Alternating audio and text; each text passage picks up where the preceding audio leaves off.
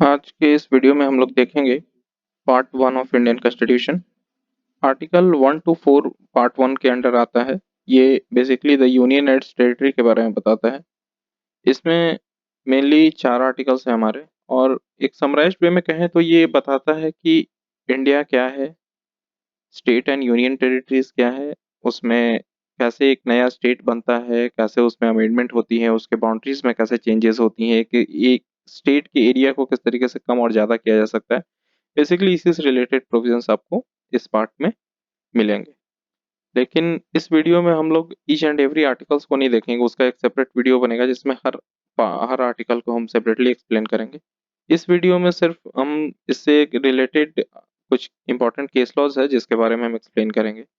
जिसमें सबसे पहला केस लॉज जो है हमारा वो है Babulal versus state of Bombay, AIR 1960 SC 51।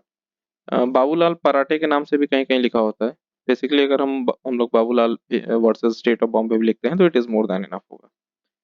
इस केस में ये कहा गया था कि हमारे पार्लियामेंट के पास पावर है कोई नए स्टेट को फॉर्म करने का या उसके बाउंड्रीज को अल्टर करने का, लेकिन such alteration must be subject to the condition of opinion of state legislature as well.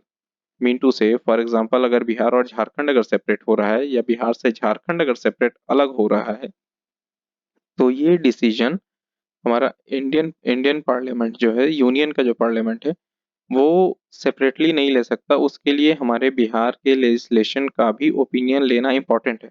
हालांकि इस केस में एक चीज ये भी हेल्ड किया गया था कि स्टेट का ओपिनियन यूनियन के ऊपर बाउंडिंग बाइंडिंग नहीं होगा। इट मीन्स अगर अगर हम बिहार अगर कहता है कि हम झारखंड को सेपरेट नहीं करना चाहते हैं, तो ऐसा नहीं है कि झारखंड उससे सेपरेट नहीं होगा। लेकिन बस एक एक कहा गया था कि हाँ, स्टेट का ओपिनियन लेना भी इम्पोर्टेंट है, और स्टेट के ओपिनियन जो होगा वो यूनियन के ऊपर या सेंटर के ऊपर वो बाइंडिंग नहीं होगा।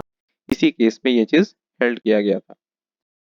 अगला जो हमारा इम्पोर्टेंट केस लॉज है वो है state of Bengal versus union of India.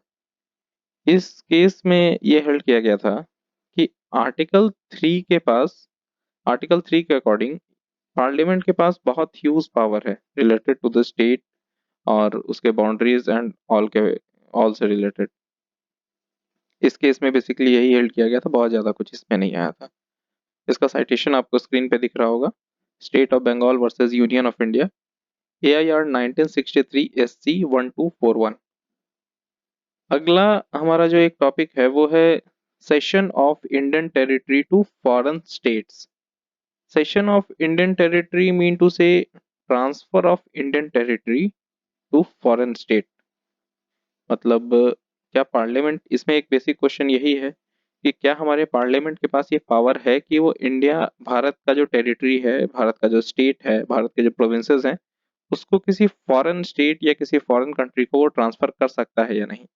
इसका एक सिंपल जवाब अगर हम कहें तो वो ये है कि इंडियन कॉन्स्टिट्यूशन में ऐसा कोई भी डायरेक्ट प्रोविजन नहीं बनाया गया जिसके अकॉर्डिंग इंडियन पार्लियामेंट भारत के स्टेट को किसी फॉरेन स्टेट में ट्रांसफर कर सके। कोई भी ऐसा डायरेक्ट प्रोविजन नहीं है अभी तक।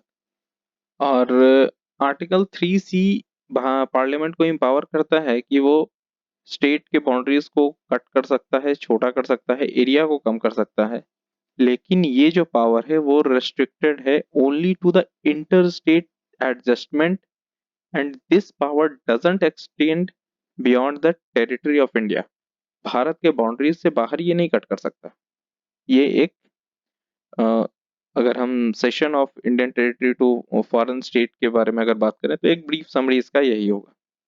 इससे रिलेटेड एक बड़ा इंपॉर्टेंट केस लॉस है वो है बेरुबारी का केस। काफी इंपॉर्टेंट रहा है ये। इसी केस में ये भी हेल्ड किया गया था कि प्रियम्बल हमारे इंडियन कॉन्स्टिट्यूशन का पार्ट नहीं है। इस केस का अगर हम एक ब्रीफ हिस्ट्री देखें तो वो ये रहा है कि बेरुबारी एक एरिया है, अप्रॉक्स 9 स्क्वायर माइल्स का ये एरिया रहा था, और इसमें तकरीबन 12,000 लोगों का पॉपुलेशन था, और ये वेस्ट ऑफ बंगाल के अंदर आता था। ये state of west of Bengal था। और उस वक्त भारत पाकिस्तान में एक एग्रीमेंट हुआ और उसके अकॉर्डिंग ये हुआ था कि बेरोबारी को पाकिस्तान में ट्रांसफर कर देना है। लेकिन जो इंडियन सिटीजन थे, उस वक्त के इंडियन सिटीजन यानी जो बेरोबारी गांव के लोग थे, उन लोगों ने इस चीज को अपोज किया कि इस तरीके का ट्रांसफर वायलेशन है आर्टिकल 3 ऑफ द कॉन्स्टिट्यूशन का, because article 3 of the constitution parliament को ये पावर नहीं देती है कि भारत के किसी टेरिटरी को आप किसी फॉरेन टेरिटरी जो कि पाकिस्तान इंडिया से अलग रहा है, इसलिए भारत के किसी पार्ट को आप पाकिस्तान को नहीं दे सकते हैं। इस केस लॉज में एक एक फैक्ट ये भी आया था कि आर्टिकल 3 का ये वायलेशन है, बेरोबारी जो वेस्ट बंगाल का पार्ट है उसे आप पाकिस्तान में ट्रांसफर नहीं कर सकते हैं।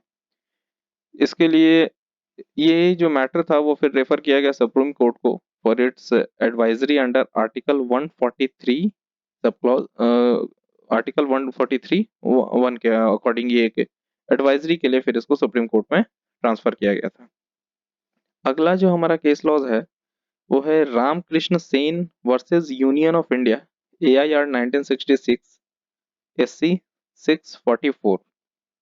इस केस में मैटर है एक गांव रहा था चिल्हटी नाम का। चिल्हटी गांव में ये था कि चिल्हटी गांव को भी सिमिलरली पाकिस्तान में ट्रांसफर किया जा रहा था as per the agreement between the India and Pakistan.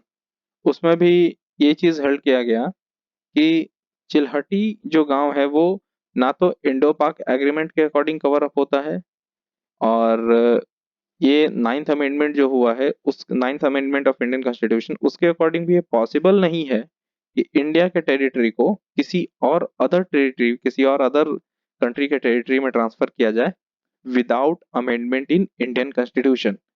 लेकिन इस केस में ये हेल्ड किया गया कि such transfer is not the question of constitutional validity of the proposed transfer of this area to Pakistan.